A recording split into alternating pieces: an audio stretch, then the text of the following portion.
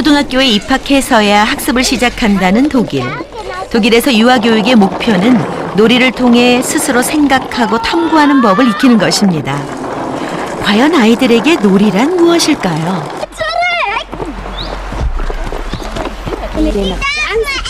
Kann man auch essen. Probiert es mal, die sind, schau mal, schmeckt. Die sind noch nicht ganz so bitter.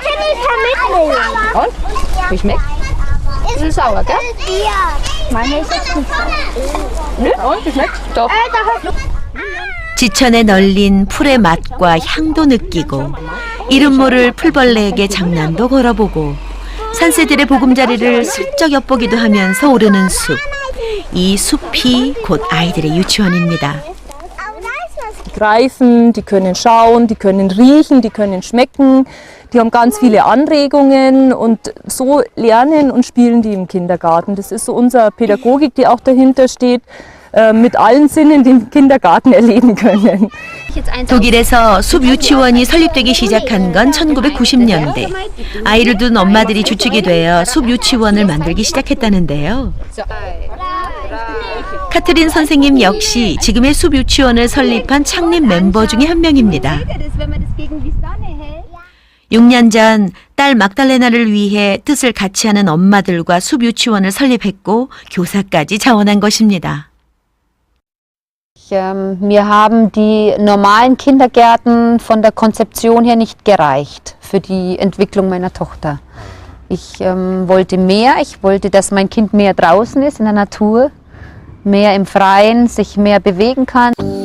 숲 유치원 출신의 아이들을 수년간 추적 연구해온 해프너 박사는 자신의 논문을 통해 숲 유치원 출신의 아이들이 일반 유치원 출신의 아이들보다 사회성, 인지 능력, 운동 능력, 창의력 등 모든 분야에서 뛰어난 능력을 보였다고 밝히고 있습니다.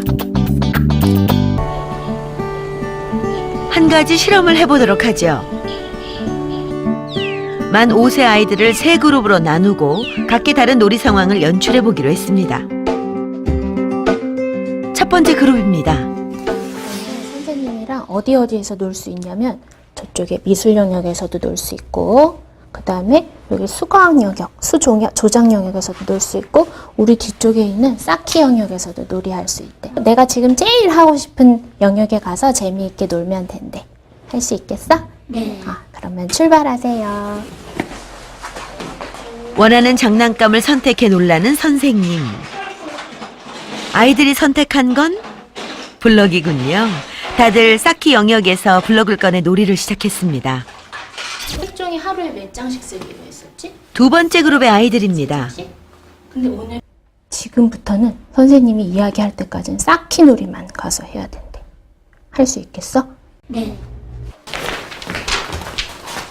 이 그룹의 아이들에겐 쌓기 놀이를 해야 한다고 선생님이 지정을 해줬습니다. 선생님의 지시에 따라 두 번째 그룹의 아이들 역시 블럭놀이를 시작했습니다. 근데 선생님은 있잖아요. 세 번째 그룹에겐 어떤 상황이 주어질까요? 영역이랑 수과학 영역이랑도 재미있겠지만 쌓기 놀이해서 먼저 놀았으면 좋겠어. 너희들 생각은 어때? 내가 하고 싶은 거. 선생님은 아이들에게 쌓기 영역에서 노는 게 어떠냐고 제안을 합니다.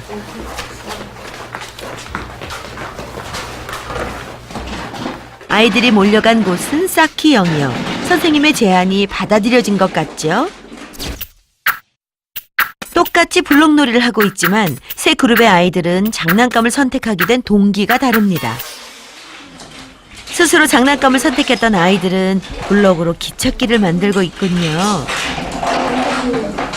선생님에 의해 놀잇감이 정해졌던 두 번째 그룹의 아이들 역시 첫 번째 그룹과 달라 보이지 않습니다.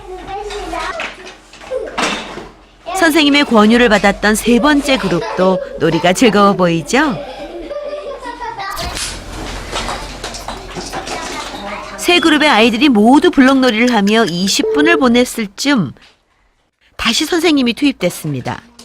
자, 나는 이제 그만 놀고 싶어야 하는 친구들은 나가도 괜찮은데 혹시 다른 영역 가서 놀고 싶은 친구들은 다른 영역 가도 되고 나는 블럭놀이 좀 더 할 거예요 하는 친구들은 좀 더 놀 수 있대요.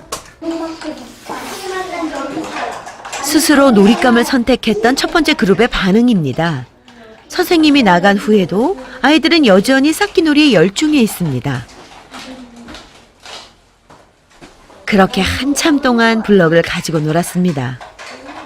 는 나가도 괜찮은데 나는 블럭놀이 좀 더 할 거예요 하는 친구들은 좀 더 놀 수 있대요. 쌓기놀이만 하라고 지시를 받았던 두 번째 그룹은 어떨까요?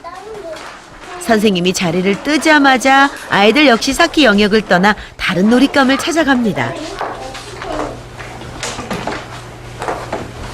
는 나가도 괜찮은데 나는 블럭놀이 좀 더 할 거예요 하는 친구들은 좀 더 놀 수 있대요. 세 번째 그룹의 아이들은 그만해도 좋다는 선생님의 말이 떨어지기가 무섭게 블럭을 정리합니다.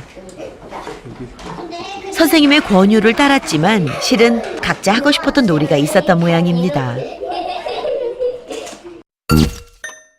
이 작은 차이 속에 숨겨진 의미 이해하셨나요? 스스로 놀잇감을 선택했던 건 첫 번째 그룹의 아이들뿐이었습니다. 진짜 놀이를 하고 있었던 것도 첫 번째 그룹의 아이들뿐이었던 거죠. 진짜 놀이와 가짜 놀이가 구분되는 가장 그 첫 번째 기준은 그 아이가 주도적으로 하고 있느냐 아니냐, 이것이 가장 큰 그 기준이 됩니다. 그러니까 그 아이가 주도적으로 무언가를 하고 있는 거라면 그건 진짜 놀이고요. 아니면 무언가 누가 만들어진 것 또는 이제 누가 계획에 의해서 어떻게 진행을 해야 된다라고 이미 계획된 것, 그것을 따라하고 있다면 그거는 가짜 놀이라고 할 수 있죠. 대한민국에 불고 있는 사교육 열풍, 그 대상이 유아에서 영아까지 점차 확산되고 있습니다. 아이들의 권리이자 본능인 놀이 대신 학습을 요구하는 부모들, 이유는 있습니다.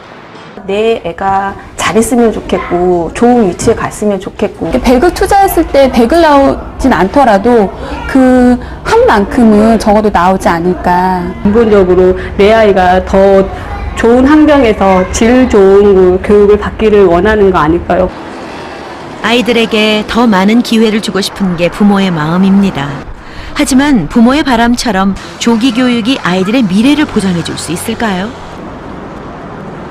자꾸 남보다 먼저, 그리고 남보다 서둘러서 어떤 것들을 말하자면 빠르게 하려고 하는 노력이 이루어진다는 거죠. 그러다 보니까 조기 교육이나 선행학습을 통해서 이것을 해결하고요. 그러한 조급함이 아이들한테는 이제 문제로 다가가는 거죠. 학습에 내가 발달하지 않은 상태에서 학습을 시킨다라고 하는 것은 뇌가 준비가 되지 않기 때문에 느리고요. 그리고 사실은 좌절감 같은 것도 더 많이 느낍니다. 오히려 놀이를 많이 한 아이들의 경우에는 자기가 조금 더 어려운 것들이 나왔을 때에 금방 포기를 하지 않고 그 다음 것을 달려들게 할 수 있는, 그러니까 즉 내가 스스로 해봐야 되겠다 라고 하는 생각을 갖게끔 하는 그런 힘을 길러주기 때문에 이제 실제적으로 어려운 게 나왔을 때는 놀이를 한 애들이 빛을 발하게 될 수 있는 그런 힘이 됩니다. 놀이가 사라진 아이들의 삶. 어쩌면 우리는 아이들의 본능을, 생존의 기술을 빼앗고 있는 건지도 모릅니다.